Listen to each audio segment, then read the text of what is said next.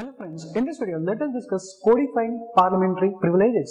So the debate over codifying parliamentary privileges and the giving primacy to the citizens' right to free speech was reignited by the recent fine and imprisonment imposed by Karnataka Assembly on two journalists for the contempt of privileges, and this issue came into the spotlight recently, and let us discuss about this issue.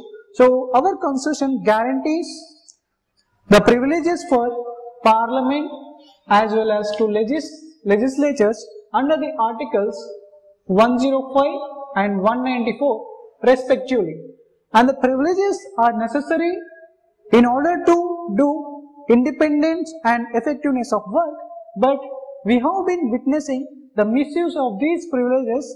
As we see, recently the Karnataka Assembly has imposed a 1-year imprisonment for two journalists for breach of privileges. For breaching of privileges, it has imposed 1-year imprisonment and fine to the two journalists of Karnataka.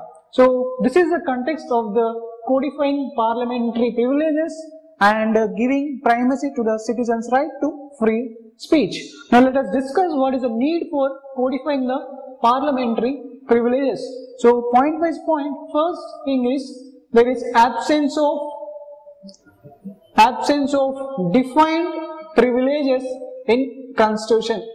So our constitution did not define the privileges perfectly, and it has given unlimited powers for the legislators to mold the privileges.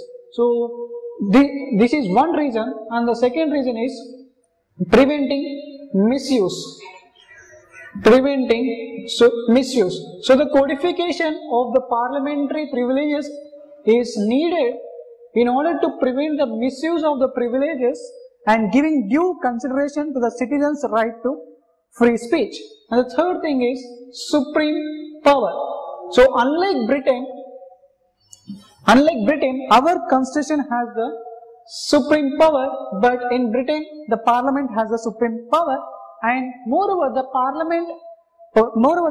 constitution has said that the articles 105 and 194 has to be defined from time to time. And the fourth thing is temporary solution by Constituent Assembly. So while framing the constitution, it was said that the privileges of the parliament and the legislators would remain same as like the British House of Commons till the requisite laws were made for the same. So only till the requisite laws were made for the same, till the time the privileges enjoyed by the parliament and the legislatures would be same just like for the British House of Commons, but the legislatures and the parliamentarians made this, or they have chosen this status quo. So they have chosen to maintain the status quo over this issue. Status quo is the existing affairs of the political issues or the social issues. And the fifth thing is democratic ideals. So the dissent and dissatisfaction are the essence of a democracy, and you can say the dissent is the lifeblood of a democracy, and restraining any person or restraining free speech of any person is against the ideals of the democratic principles. So because of these 5 reasons, we need to codify the parliamentary privileges, and let us see how can we codify the parliamentary privileges. So the first thing is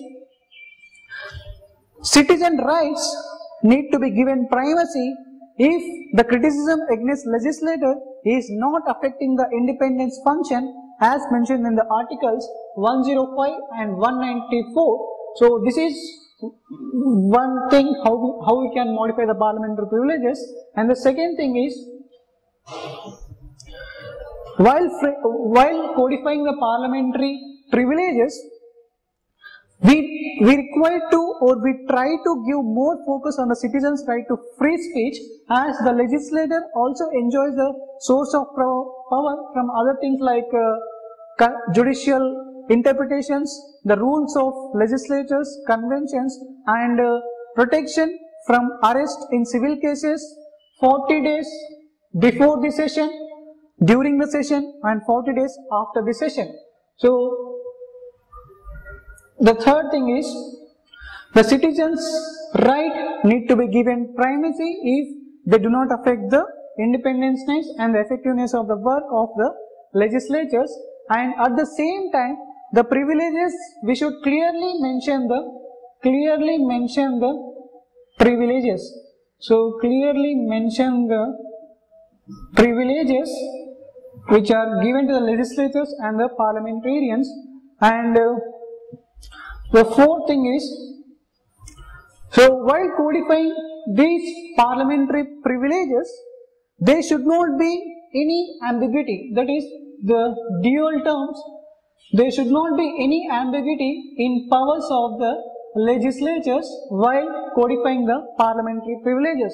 So in this way we can codify the parliamentary privileges, and we have seen what is the need for the codifying parliamentary privileges as we have witnessed, or as the recent issue of the imprisonment of 2 journalists by Karnataka Assembly came into the spotlight, and to protect the democratic principles, that is restraining any person from the free speech, the need is required to codify the parliamentary privileges. So this is all about the debate over codifying parliamentary privileges and giving primacy to fundamental rights. So I hope you understood well. Thank you.